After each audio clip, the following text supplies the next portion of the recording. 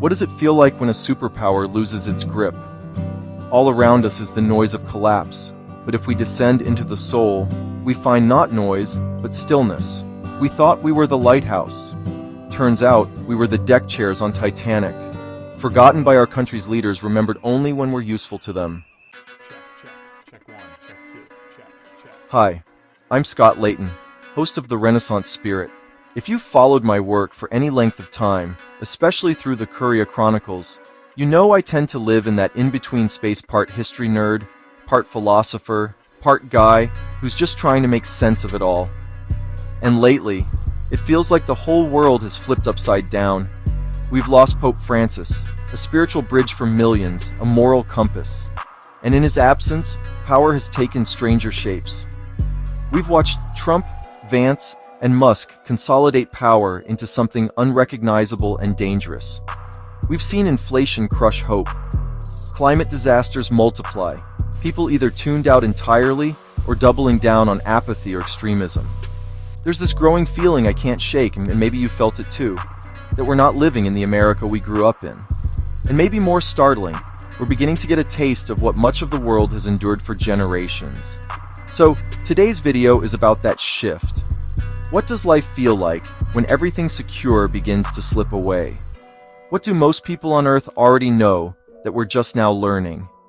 And most importantly, what can we still do morally, practically, spiritually, as it all unfolds?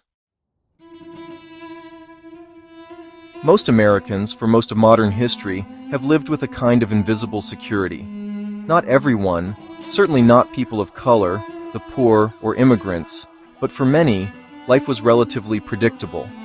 There were norms, systems, guardrails, and now, it feels like those guardrails are gone.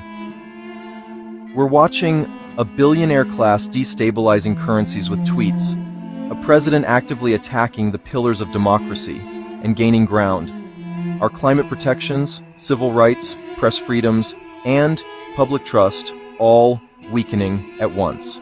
And what I've realized is, this isn't the fall of Rome. This is the global human experience finally coming to us. For much of the world, this instability, this fear, this normalcy of chaos, it's just called Tuesday. Because what Americans are feeling, the global South has always lived. Let's look at what daily life looks like for most humans, outside of the American dream.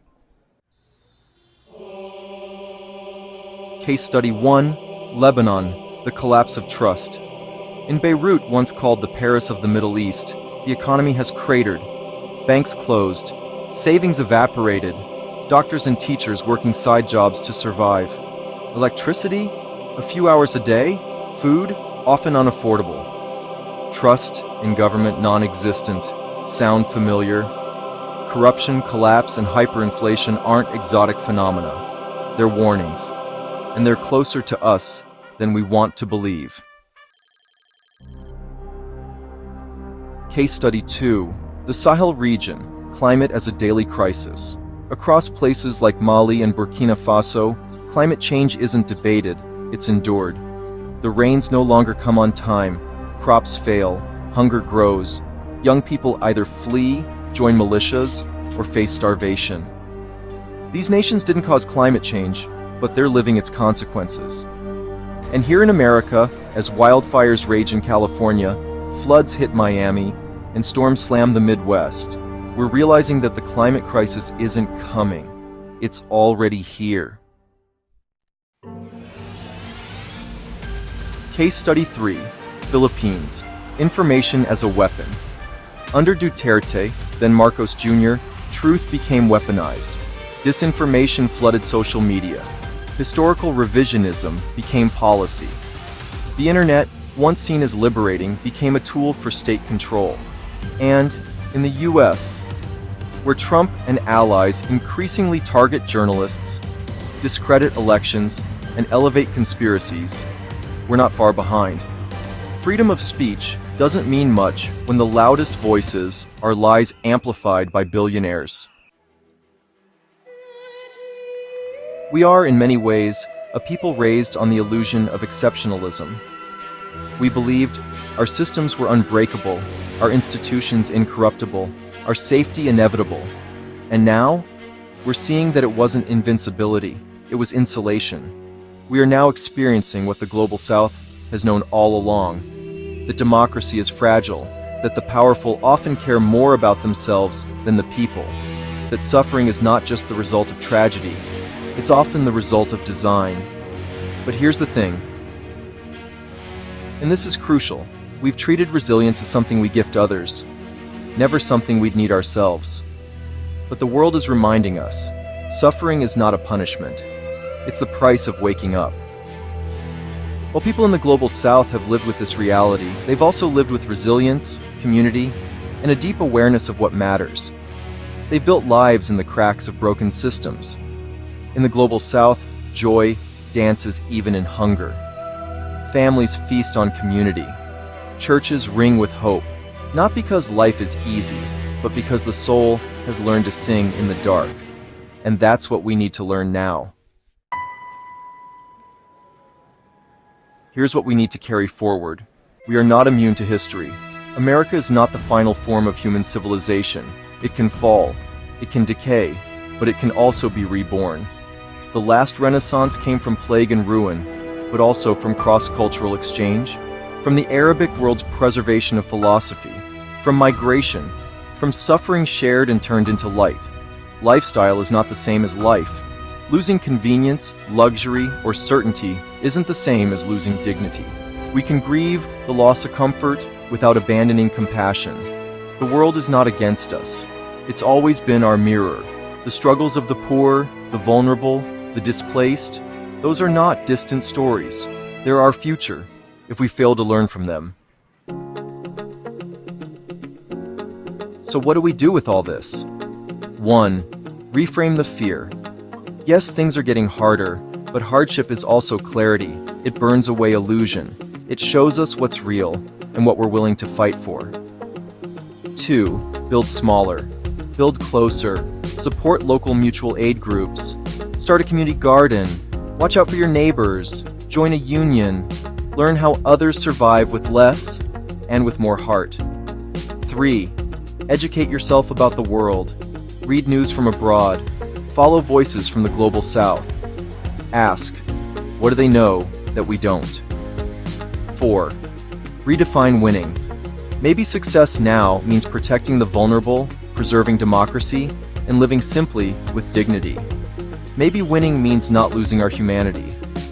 Let this not be an era of coping, but of conversion. Let fear give way to clarity. Let isolation become interdependence. Let our mourning become the seed of mercy. That turns the pain into a path.